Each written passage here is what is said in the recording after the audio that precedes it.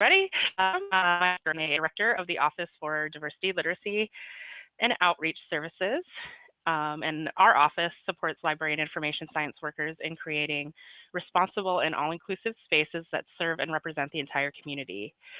We use a social justice framework to do this, which means that we do not focus solely on awareness and appreciation, but we look at how power and privilege play a part in the institutions and organizations that we move through as professionals and as individuals.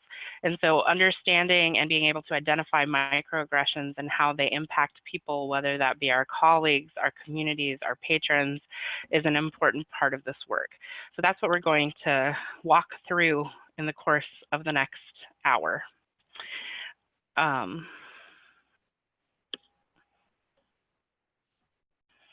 So today's learning objectives. I would want you to walk away from this webinar today having a definition of microaggressions. We're going to talk about how microaggressions may impact librarianship, and we're going to just start to talk about how to identify ways to, when you recognize a microaggression is happening, finding ways to possibly respond in those situations. So to begin with, microaggressions in terms of a definition have been a concept in the world of psychology and sociology since the 1970s. It's definitely not a new concept, but in the past 5 years or so, it's definitely entered the popular culture lexicon with movements like I Too Am Harvard campaigns, which is the image that you see here. But just to clarify, when we talk about microaggressions, we're talking about those brief, everyday slights, insults, indignities, and denigrating messages sent to people of color or LGBTQIA+ people, people with disabilities, immigrants, add any sort of social identity you want in the space, by well-intentioned people who are unaware of the hidden messages that are being communicated.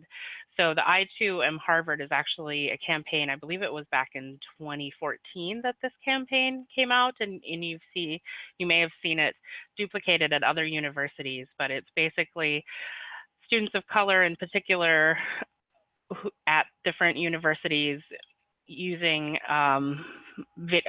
pictures and chalkboards or little boards to write the different microaggressions that they hear on a daily basis from the people in their lives who are their friends, possibly even their family, the professors in their spaces.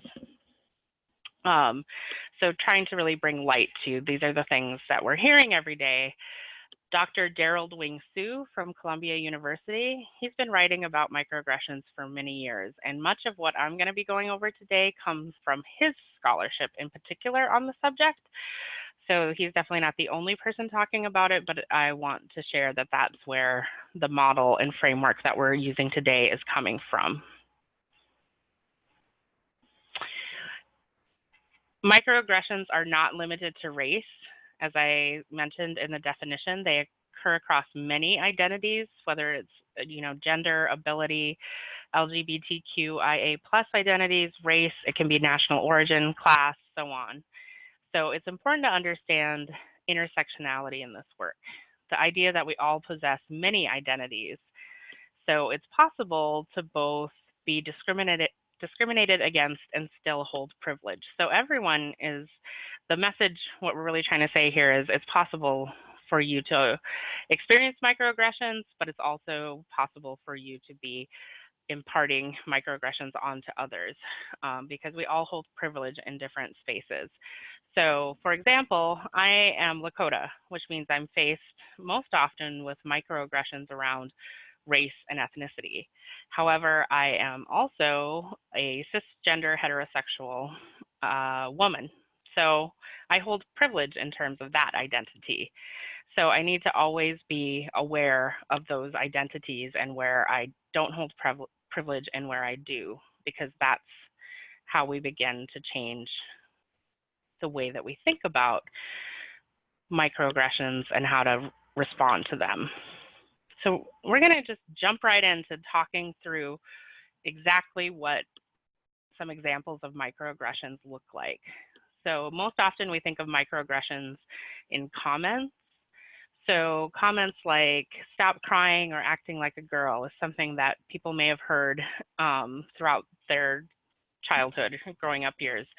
Something that I have experienced from my very close personal friends, but also have heard at many other institutions, are being called by the name of your coworker who may be the only other Black person at work, or other identity at work.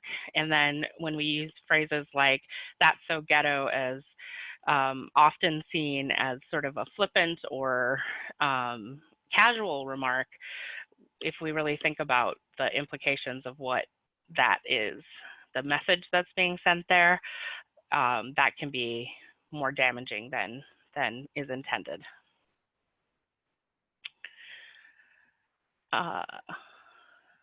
So on many levels, microaggressions are quite personal and they impact the individual most directly, but we can't ignore the larger social impact that also occurs.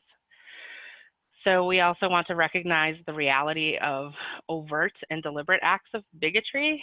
By this, we're talking about clear and direct acts of aggression, and this plays out in either physical manifestations, but it also plays out in our systems and our institutions. So as I mentioned before, our office uses the social justice standpoint. That means that we try and dismantle power and systemic oppression. And to do that, we need to examine how legislation, laws, and policies reinforce different types of oppression. An example of this is in the current transgender military ban. The distinction between these acts that are very overt and microaggressions really can come down to the difference between intent and level of actions that are happening. But we also want to just make it clarify that both of these things are interacting in the same space. But the common characteristics of microaggressions, unlike those overt actions, are that they are subtle, they are unintentional, and they are ambiguous. And that's what makes microaggressions hard to reconcile. So often they're perpetrated by people whose intent is actually very positive, but the impact of the words or actions that they have performed can be harmful and negative. So we need to start looking at those very unintentional messages to see what is actually coming across. And so we're going to share, I'm sharing a screenshot of a tweet. This is a tweet that came from NPR. It's from their education team. And this is actually kind of an older Twitter. It's from 2014. At the time, NPR was really being called out on its lack of diversity in its programming, staffing, resources. So someone on the NPR education team, a white woman, sent this particular tweet, which says, "I reach out to diverse sources on deadline. Only the white guys get back to me." In subsequent conversations, her intent was to drive a conversation and what she saw as a barrier to the work. She really wanted to get people talking about this. However, the message that is heard, particularly for people of color, is that this comment really says that they lack discipline, that they are not courteous. It did not address the fact that many people of color are often the only person in their organization, and in any major news event, suddenly you have, when you are the only person in an organization, you have an enormous amount of requests for feedback. It can be really hard to manage. And so when that's happening, it also, like, building trust and having relationships with different external entities, especially people who are in media, is a big part of getting those responses, but none of that can be addressed in this. It doesn't talk about the fact that they may be getting back to other journalists who have built that trust relationship with them. It just tells one story. But her intent was to create a dialogue. So this is a prime example of what a microaggression can look like. It seems pretty innocuous, but if you really start to dig into it, There are many messages that particularly the people from the social identities I've mentioned before are hearing these things over and over again. And so the message that they're receiving is very different from someone who may not have or who has privilege in these areas. So we're actually going to look at microaggressions in terms of themes and messages that are communicated. And this work that we're going to go over right now is from Dr. Gerald Wing Su's book, Microaggressions in Everyday Life, Race, Gender, and Sexual Orientation. So the first theme that we have is that of the Ascription of Intelligence. And the way that this plays out, examples of microaggressions are when people say things like, oh, you're such a credit to your race. Or when people, if you are going to, say, an Ivy League school or a school that has a reputation for being really hard to get into, and you're a person of color, people saying, oh, how did you get into that school? Or, oh, it must have, played to your favor that you are a person of color getting into the school. And when people say these things, the messages that are actually being sent are that people of color are generally not as intelligent as white people, and that you do not belong in this educational institution. When you hear that enough, that is the message that comes from these small comments. The next theme is alien in your own land. Microaggression examples here are things like, oh, where are you from originally, particularly people who have any sort of foreign accent, people responding to somebody who they believe to have some sort of foreign background by responding or saying things like, oh, you speak English really well. The message here is that you're a foreigner and you do not belong here. The next theme is color blindness. Common microaggressions examples here are when people say things like, well, I don't see color, or there's only one race, the human race, or I just treat everyone the same. The message there is that your identity is not relevant and your experiences are not real. The next theme is criminality, and microaggressions in this category kind of play out less in comments and more in actions. So a person of color in particular being followed around a store, people locking your door when a group, locking your car door when you see a group of people of color. The message there is that they are dangerous, that they cannot be trusted. And then there's pathologizing cultural values. And that's when people ask, sort of tone police the way that you interact in the world. So asking a person of color or a person from any identity in particular to be less animated or loud or just change the way that they're expressing themselves. And the message there is, you really need to assimilate into the perceived dominant culture. And then there's the myth of meritocracy. An example of this microaggression is when people talk about my great-great-grandfather was an immigrant, he worked hard and he really made something of himself, talking about pulling yourself up from your bootstraps, those kind of comments. The message here is this false idea that the playing field is somehow even, so that any problem that's encountered is because of the individual and completely ignores the systemic oppression that exists in the world. So those are some pretty broad themes, and I really recommend looking at Dr. Gerald Wing Su's book because he has a lot of great insights and really digs into each of these themes more robustly. And I think if we begin to explore microaggressions a little bit more, that helps us to be more aware of our own statements and actions and also others. So those are when we talk about themes, those are really talking about interactions, the interpersonal interactions. But I also wanted to address and bring up the idea of environmental microaggressions. And these are microaggressions that are more about the spaces in which we inhabit. So environmental microaggressions might look like a college or university or a library with buildings that are only named after wealthy white heterosexual cisgender men, or television shows and movies that feature predominantly white people or predominantly heterosexual couples. An overabundance of liquor stores and fast food restaurants in communities of color are actually a form of environmental microaggressions, because the message that you see that in this environment, that's being perceived in this environment, is that you don't belong, there's only so far you can go, you are an outsider or you don't exist, or that people of color are lazy and deviant.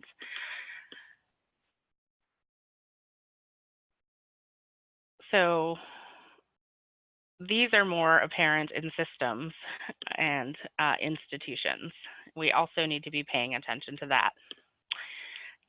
And then finally, just a broad sweep, imagery is also just as powerful and meaningful as words.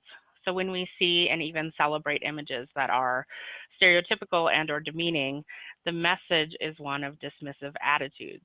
So sports mascots that represent American Indian communities, Halloween costumes that represent a plethora of ethnicities. In fact, this is another campaign that came out of higher education, I wear a culture, not a costume. It's a series of posters that I believe they update these every single year with students who put out pictures with representations of ways in which they show that they're having microaggressions against them by having to have their friends, or even just going into the store and seeing stereotypical costumes around the Halloween season.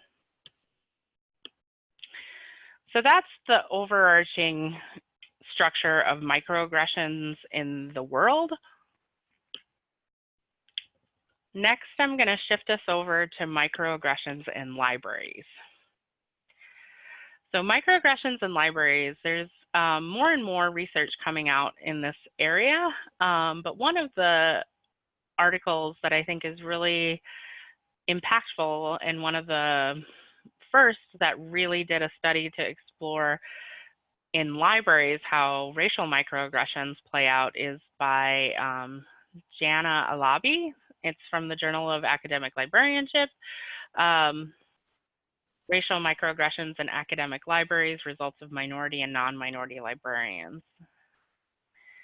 So the purpose of this study, and this study does go back to, I believe, I didn't put the year there, I want to say it's 2012. But the purpose of her study was to investigate the prevalence of racial microaggressions in the academic library environment, and to determine whether non-minority librarians are conscious of racial microaggressions that their minority colleagues are experiencing. And she did this through several different surveys.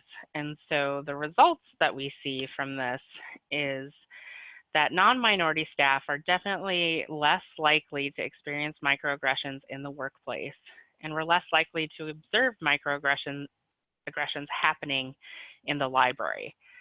So if you look at the results of the survey, you'll see this large gap in the experience or observation of microaggressions between minority and non-minority professionals, as they have been labeled in this particular study.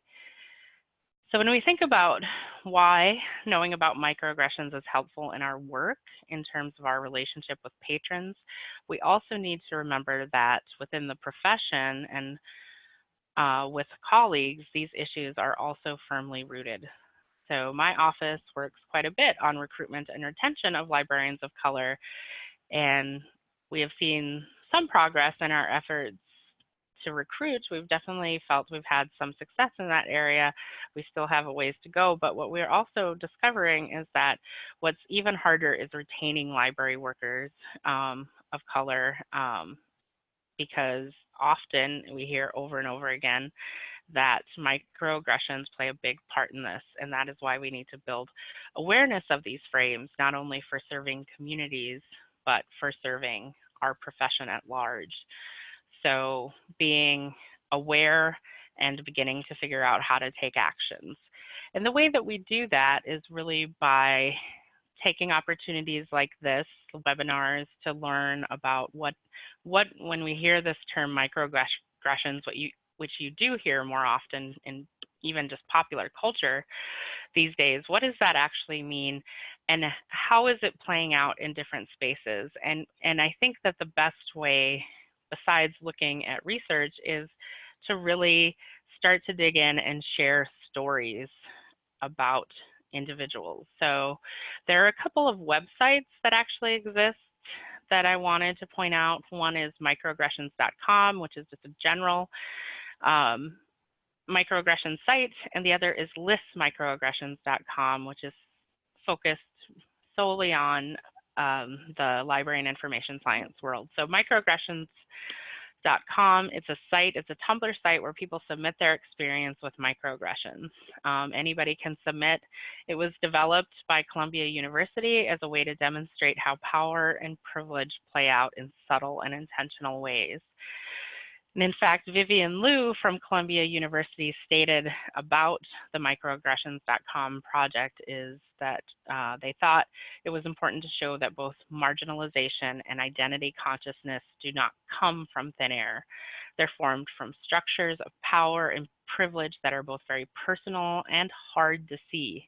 The concept of microaggressions makes them a lot more tangible and less abstract.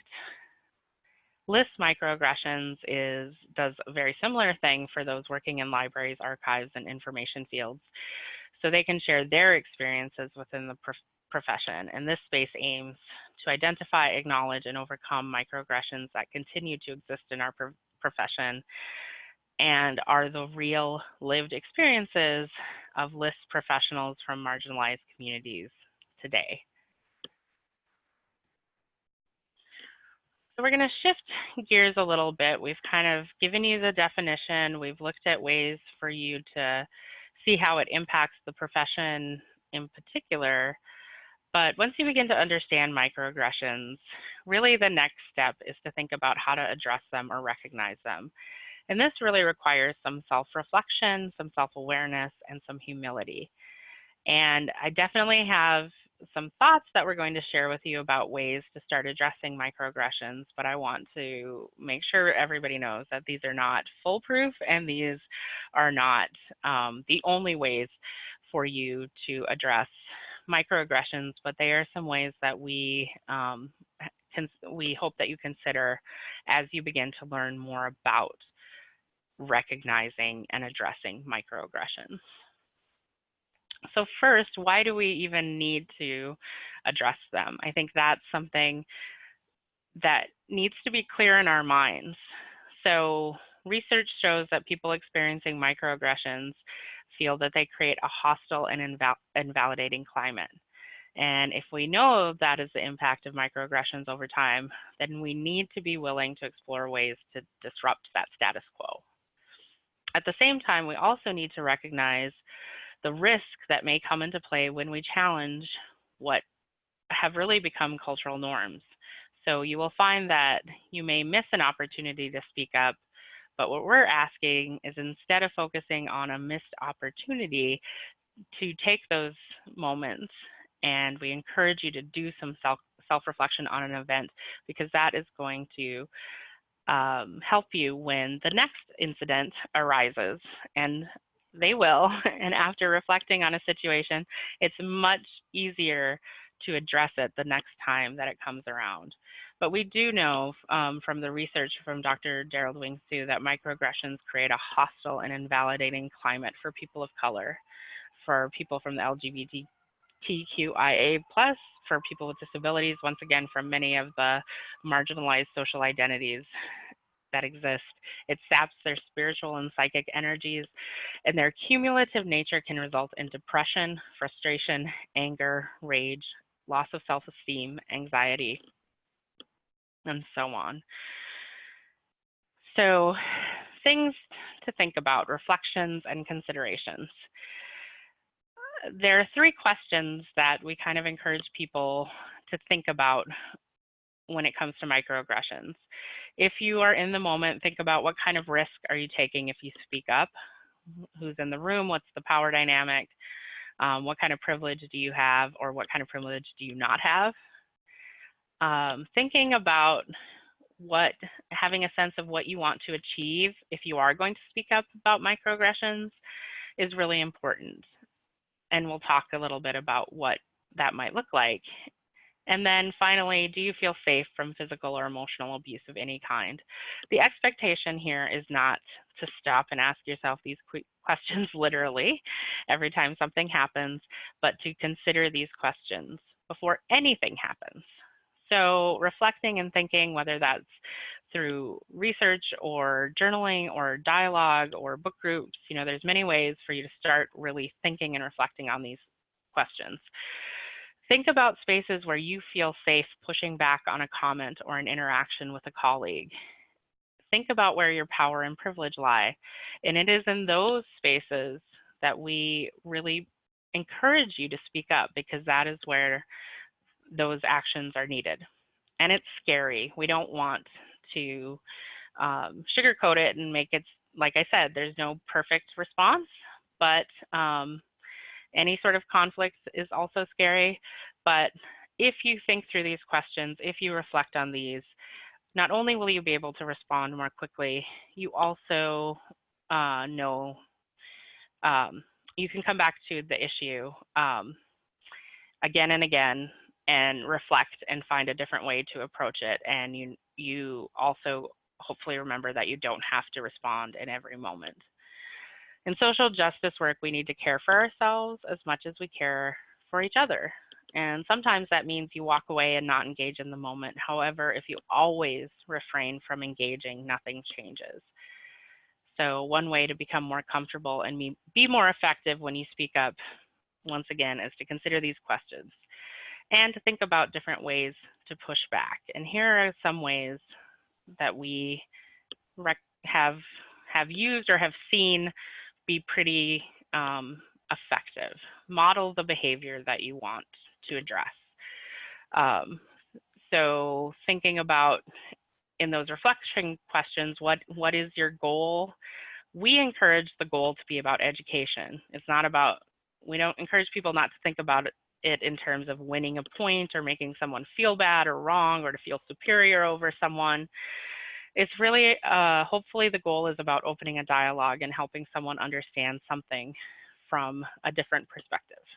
So when I'm in conversation with someone, an example of doing this, when I'm doing trainings and someone uses a term that I find to be a microaggression, it may be outdated.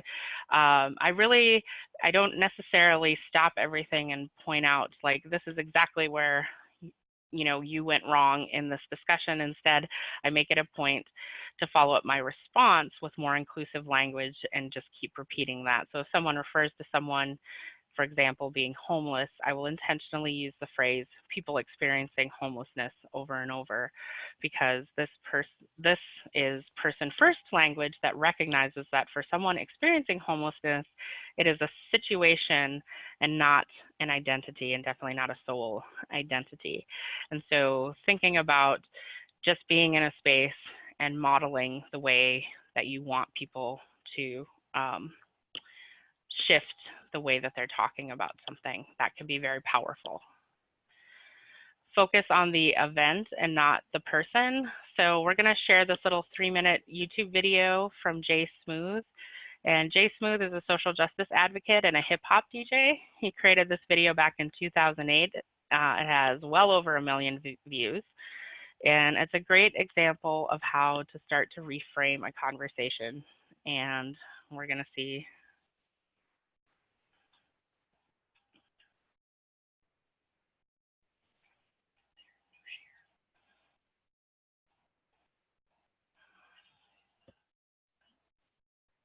Give me just a second to pull this.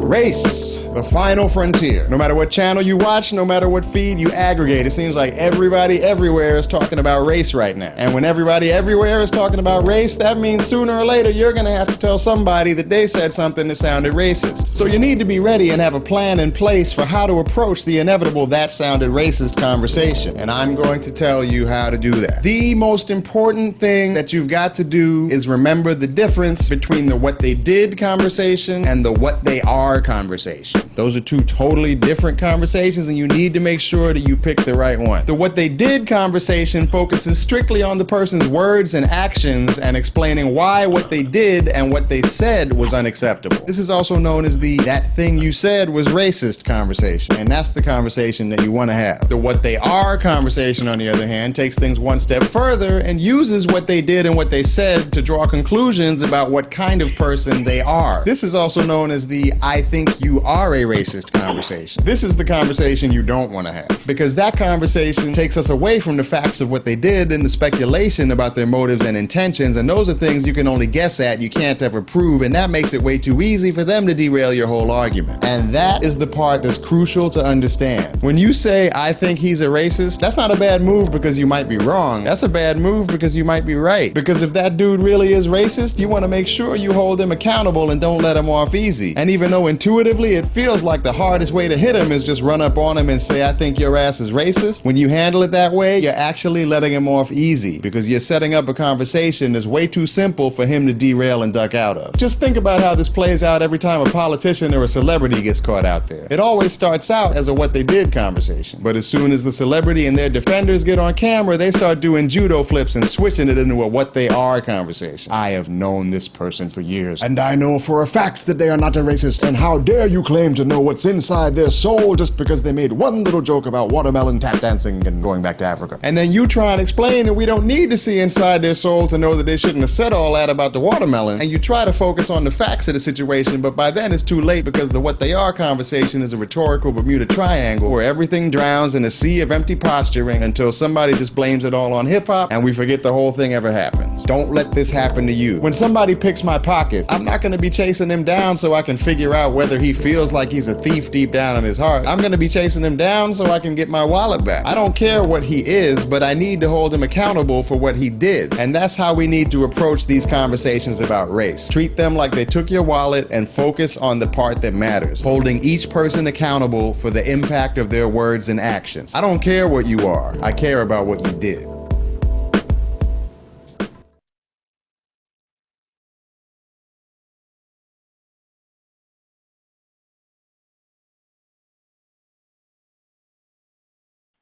Okay, let me get everything back up. Just one moment here.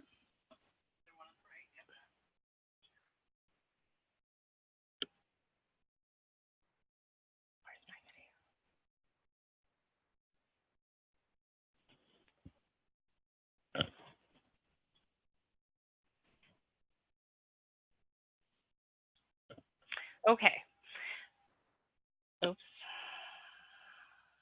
Hopefully I pulled everybody back into the PowerPoint. I'm just learning all the Zoom stuff, so I appreciate your patience with me.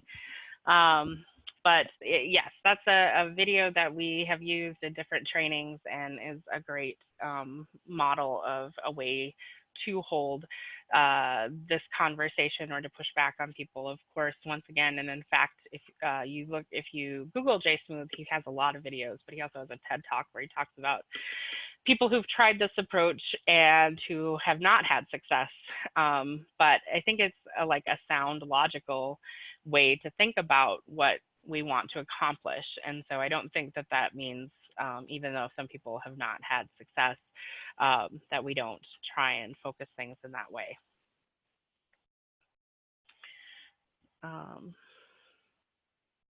Okay, the next sort of suggestion for responding is to use yourself as a model. So none of us were born with knowledge that we now have about equity, diversity, inclusion. So using our own stories to demonstrate how we've unlearned certain harmful or inaccurate and misleading assumptions or information is also very powerful. So let me give you another example. I used to supervise student workers in my old job, and one of my student workers came out as someone who identifies as a transgender female during the time that we worked together. And I had met her before she started identifying as a female. And I think of myself as very progressive and very much an ally to the LGBTQIA plus community. And I wanted to be supportive, but I found myself continually messing up pronouns. And I would stop myself because it was important to me that I get it right. So when I would mess it up, I would realize it and correct it. But I had to really unlearn this behavior.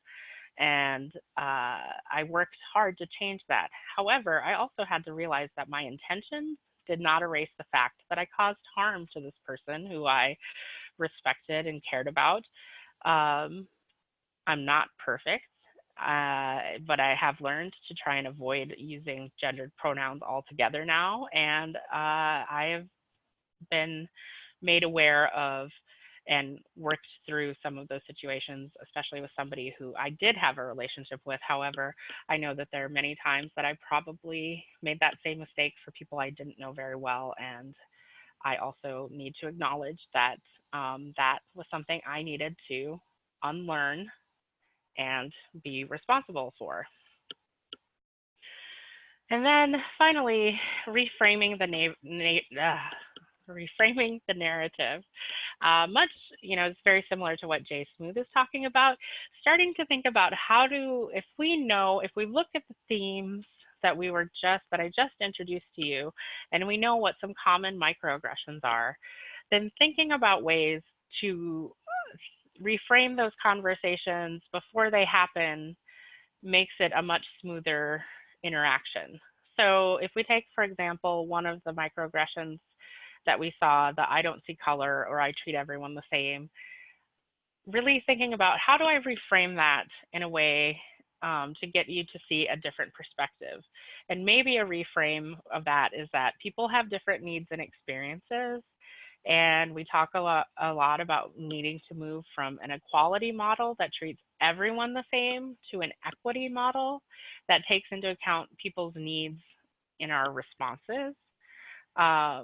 Another reframe is also to just say it's okay to see color. It exists, and it's not all negative. For many people of color, it's not offensive that you recognize that they are a person of color. It's more offensive that you try and erase their experience and their identity. So consider the microaggressions that you may have experienced or witnessed in your own life. Always go back in our minds to think about how we always go back in our minds and think about how we should have responded. And that's fine. That's the exercise that you need to do. It's okay, once again, to make mistakes, but it's not helpful if you don't consider how to unlearn behavior or reframe things going forward. I do want to leave some time for questions. I think we have quite a bit, but I also, before we even get to that, just want to put a quick little plug in for our office. Has a lot of different initiatives, and our mission and our continuing education and tools are all available on the ALA website under ala.org/diversity.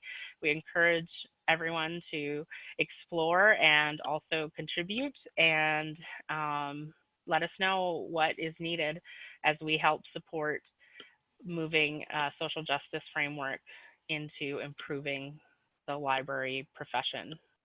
And then I'm gonna leave this page up with my contact information and the website. And I think we're gonna go to Q&A. Yeah. Thank you, Jody. That was great. So we have about 20-ish minutes for questions. Feel free to type those into the chat box and we will answer them.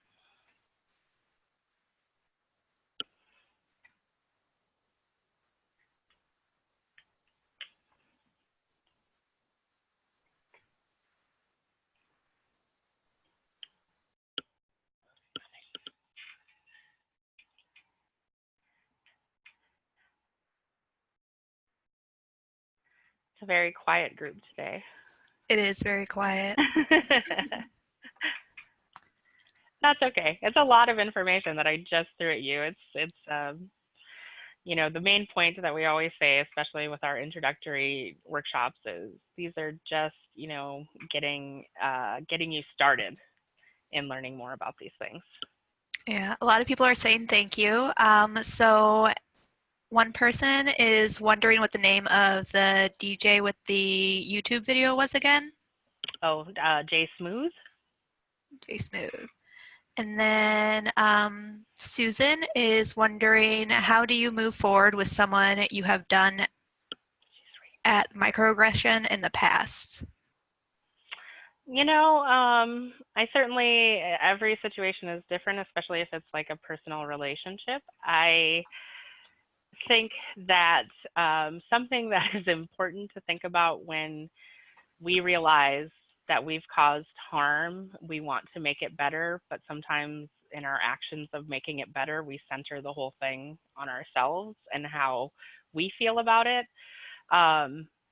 Sometimes it's okay for you to just know that you need to do better, and you don't necessarily have to go back to someone and say, I apologize that I committed this microaggression against you, because really that's just going to bring up more a reminder to some of the feelings that were bad. Instead, like moving forward, changing, modeling, becoming an ally, like those are, I feel like, better ways to approach it. Having been someone who has, as I mentioned before, had delivered a microaggression against somebody, but also has many microaggressions committed against myself. I actually don't feel better when people come back to me to apologize. Most of the time I feel a little like you're putting a burden on me to make you feel better. And I don't need that either. And then Faye is wondering if you have any tips for how to start conversations about microaggressions with the teens in our grant, like maybe some videos or icebreaker games or topic starters. Oh, that's interesting. You know, I definitely think about this work from the framework of working with professionals, not teens. So, you know, that J Smooth video is like very, I feel like, geared towards a younger audience anyway. So that might be something even to share and start to have a conversation about. But I think what I would say is, I certainly don't have anything off the top of my head. I would wonder if anyone else on the chat group has some suggestions. And it's definitely knowing that we're doing this grant, something we should think about creating. And yeah, but with a teen audience. I don't think doing what I just did is something that teens would respond to. Yeah. Okay. Annette is wondering if there is any other research on microaggressions and librarianship that you can recommend they read. I can put together a list, like a little bibliography. There's not a lot, but more is happening, and I know several people who are doing the research, so maybe things haven't been published just yet, but I can put together a list that I can share with everyone. Great. And then in LGBTQIA+, what does the IA+ represent? Oh, geez. You're going to make me, what is IA+? Intersex, asexual, and plus is because the community of like self-identification is very important. I certainly cannot speak as an expert to this community. As I said before, I'm the ally. My understanding of it is plus is recognizing that there are a lot of identities that if we just keep adding to the alphabet, it can become overwhelming. So it's recognizing that not every identity is represented in LGBTQIA, but that many are. Great. And then, so do you have any good YA specifically geared towards middle school with different cultures? I'm not sure. You mean recommendations for books? That's the way I'm reading it. Maybe we can get confirmation in the chat.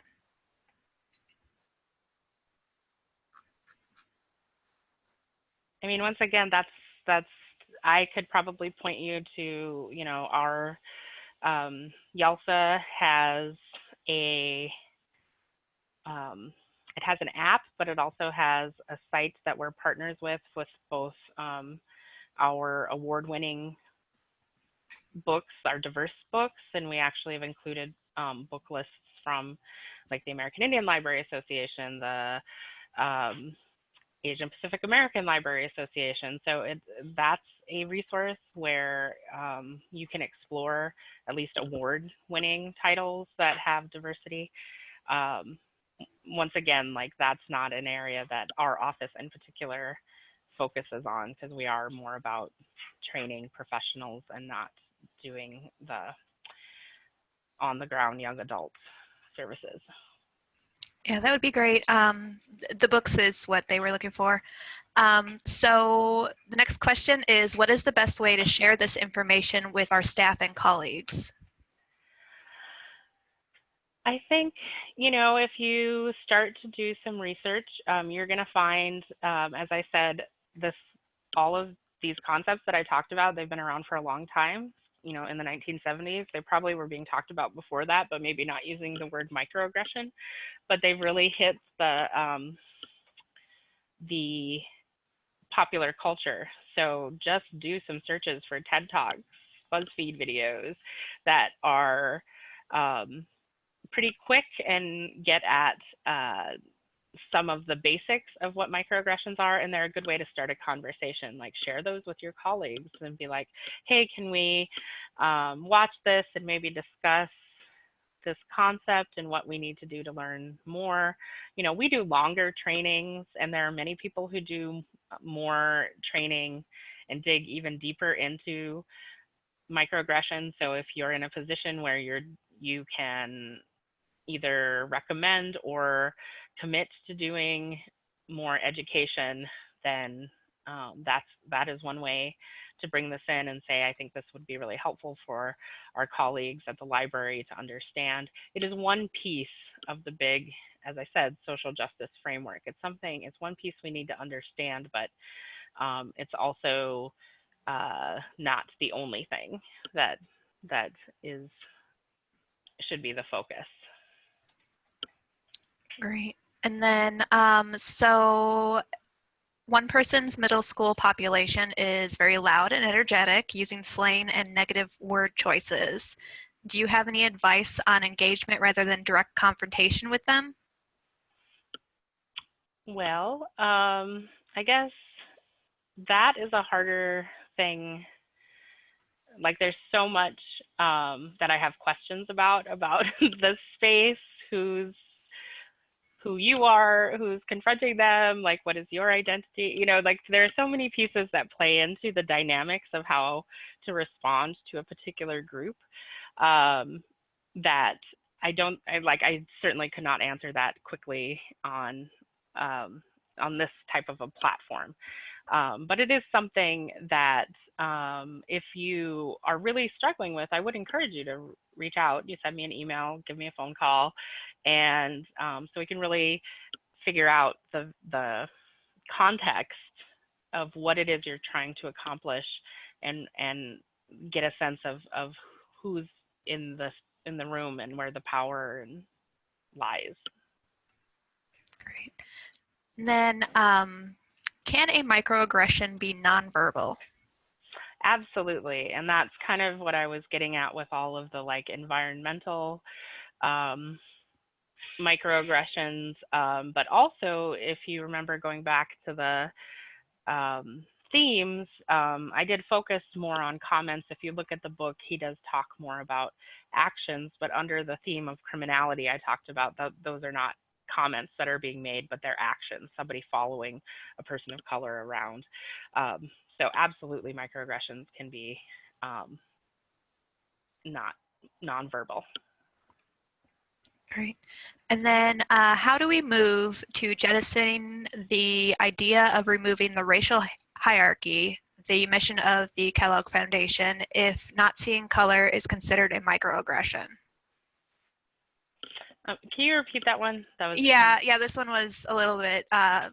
So how do we move to jettisoning the idea of removing the racial hierarchy, the mission of the Kellogg Foundation, if not seeing color is considered a microaggression?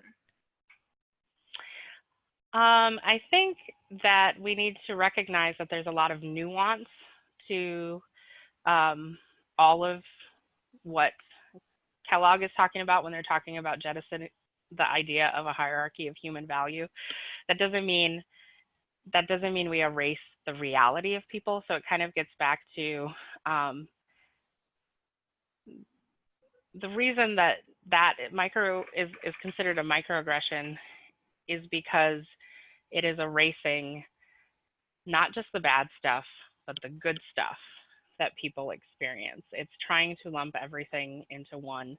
And I don't know that that's the goal of Kellogg. I certainly can't speak on their behalf, but I feel like from what I do know about what Kellogg is trying to do, the intention is to break down and challenge where power and privilege are holding space in our laws and in our interactions with each other. And that is a much more nuanced conversation than simply saying everyone is the same. Great. And then do you have any tips for opening a productive dialogue with people who have negative preconceptions about social justice issues, microaggressions, etc.? I'm sorry, can you repeat that one again too? I'm sorry. Yeah, no, that's fine. Do you have any tips for opening a dialogue with people who have negative preconceptions about social justice issues, microaggressions, etc.? So I think what you're asking, and you can tell me if I'm incorrect, is how do you approach someone who reacts negatively and thinks that, you know, for instance, using something like the word social justice is just like PC and is not.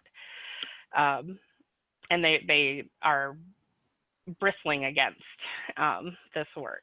That's how I'm reading that question. And so what I would say is a couple of things. It's really easy to point out what we perceive as the faults of other people, and to try and thinking about, and we try very hard to think about, how do I go in and change their mind? And the way that I think you change people's minds is you work on yourself and you start to understand yourself more, so that and you start to understand these concepts more, so when somebody comes back at you, you can feel confident that you're really representing an idea to the fullest. And I think it's okay to know, like, when to think about, like, is this person, like, is it necessary to engage this particular person? How much like am I going to get out of this?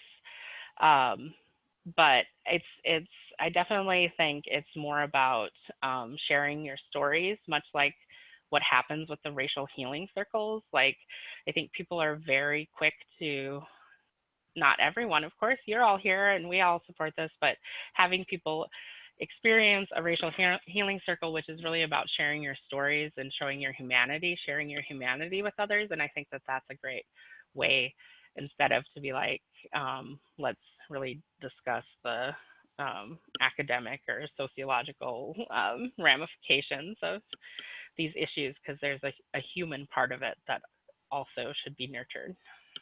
Mm-hmm.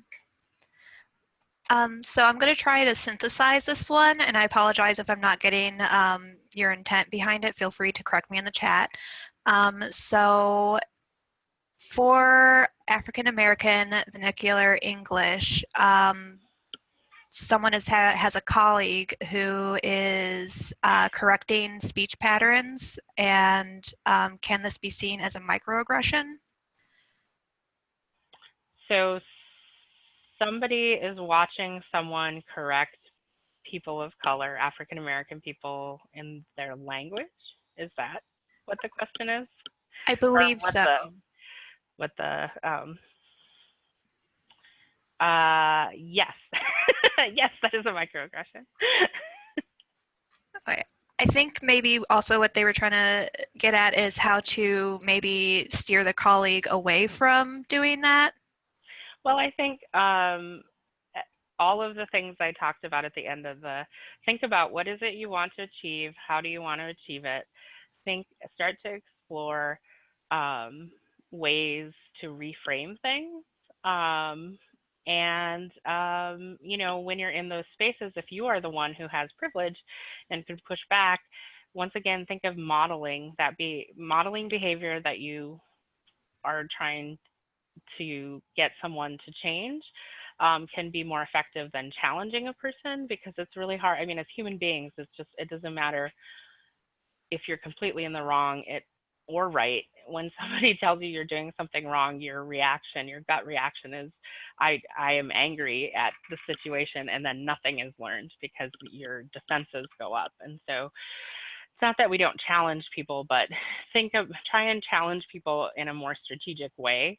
And if that means, once again, sharing stories in the presence of that person, or you know, if you want to have a conversation with that person, that's fine. But once again, think about, how do you frame what is problematic about that? You need to understand what is problematic about that, so that you can have a conversation that is nuanced with them, which means you'll have to do a little bit more work to make sure you can articulate what is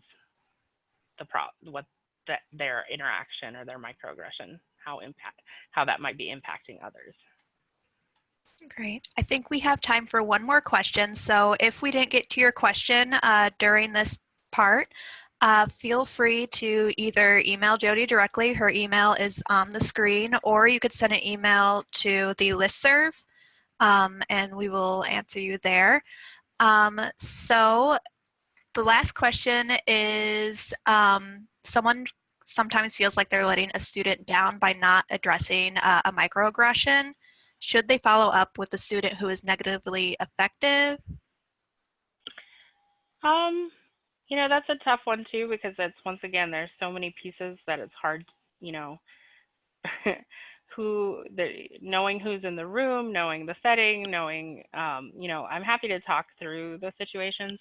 Once again, it's tricky, because at times, are you approaching the person because you have the ability to make a change and to do something, and that you're actually going to do that? Or are you approaching someone who you feel like you didn't respond to a microaggression on behalf of, to make yourself feel better because you feel guilty about it? Because if it's the latter, you're really putting your own guilt onto someone else, and that's not helpful either. And so really, that's why we talk so much about, you need to reflect on why you're doing this type of work, why you're interested in it, and what your intentions are when you're doing it, because they can also be just as harmful as they can be helpful. Great. Thank you so much for everyone for coming, and Jody for this webinar. Jody, if you want to stick around for one more question, that's fine. If you can't, feel free to bow out, and to everyone in attendance, feel free to head out whenever you are ready. And this webinar will be available within 24 hours. It's been recorded, and we will send that out to everyone in the cohort. Wonderful. Thank you. Yes, and I'm afraid I do have to Okay. get off. But please tell people they have my contact information to contact me, and then Sam, let me know if there are questions I need to respond to, and how you all handle that. Okay, great. Thank you, Jody. All Thanks right. for everyone. Thank you. Bye.